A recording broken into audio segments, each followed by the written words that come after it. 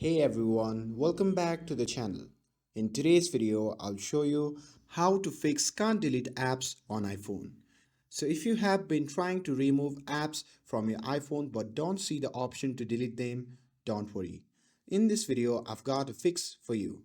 So now without further ado, let's get started. So now let's take a look at what's happening. Normally, when you tap and hold an app, you should see the remove app option. However, if tapping it only gives you the option to remove the app from your home screen without actually deleting it, there is settings preventing app deletions. And this is due to the restriction in screen time. So to fix this, just follow these steps. First thing first, open the settings on your iPhone. And once you have opened the settings, simply scroll down and tap on the option labeled as screen time.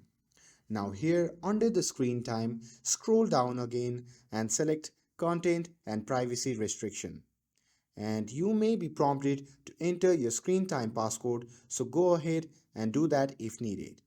Now, in the new section at the top, simply tap on the option labeled as iTunes or App Store purchases. Now here, find the deleting apps option. And now here in this section, it's likely to set to don't allow. So change it to allow and enter your passcode if required. And once that's done, simply go back and try removing the app again. And there you have it.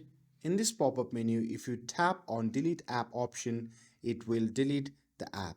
And that's it. That's how you can fix can't delete app issues on iPhone. With this, if you found this video helpful, then don't forget to like, share and subscribe to get updated for more videos. Thanks for watching and I'll see you in the next video.